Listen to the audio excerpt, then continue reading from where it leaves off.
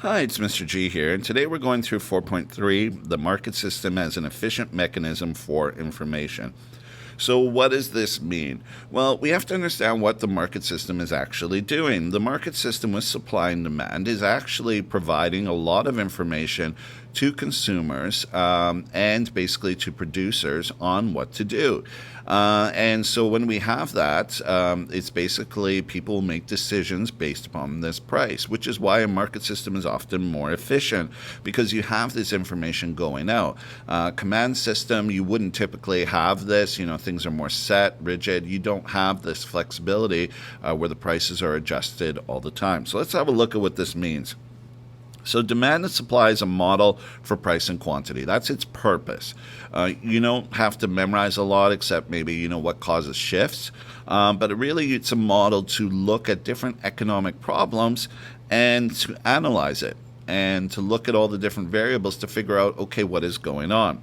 So an event can cause demand or supply or both to shift left or right. So you have an event that happens. Say your expectations of, gold is going to be that it's going to be higher in the future. Well, that might encourage people to buy more gold now, so the demand increases. But suppliers may not want to supply as much right now because they're like, well, if I hold on to gold, then I'll get more money from it in the future. So I'll just hold on to it. So when people's expectations change, so supply would decrease, demand would increase, and what would be the result? A higher price, almost a self-fulfilling prophecy in that case. And so this can essentially happen from expectations. Degree of shift will reveal impact. So how much do things shift? Of course, we'll figure out the impact. And so you have to look, is it a small shift? Is it a large shift? All of these things will have a major impact from it. The market system provides valuable information to consumers, producers. So if there's an increase in price, it indicates a shortage. So as price is going up, think about things as price goes up. What's actually happening is it's possibly more of a shortage, or that your money is not worth as much. But it typically, as prices go up, it indicates a shortage, a kind of scarcity happening. And so anything that becomes more scarce automatically starts going up in price. A decrease in price indicates a surplus. We have so much of this, people don't even really want it. So the producers are going to have to keep, discounting the price to kind of sell things off.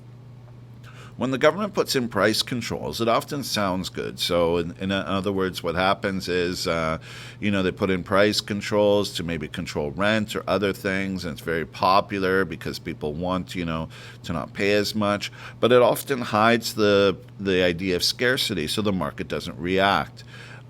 Because what happens is if you put in a price control, you're going to have a shortage happening.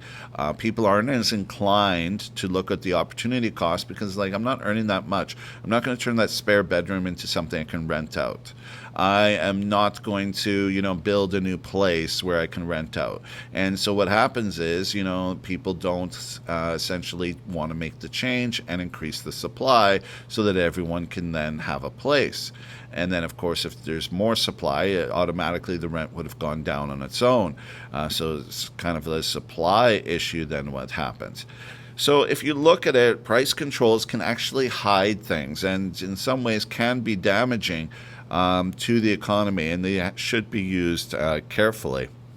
In some cases, there is some reason for government intervention. And of course, there's a lot of discussion on these topics, how much government intervention there should be, and should you let the markets just run free with everything. All right, so that is it for 4.3. Not a lot with it. It's just the ability to basically look at any situation and being able to analyze it and figure out what is going on, analyze it, and then give your opinion then on it, what's going to be happening in this particular case. All right, so that's it for 4.3. Next chapter, we're starting to elasticity, and that's looking at supply and demand, but now we're looking at the actual slope of the line. Is it more vertical? Is it more horizontal? And how the implications of that and why it is that way. So it's a continuation of supply and demand, but we're going to go a little bit more in depth with it. All right, so that's it for Chapter 4, and I'll see you with the next video in Chapter 5. Bye for now.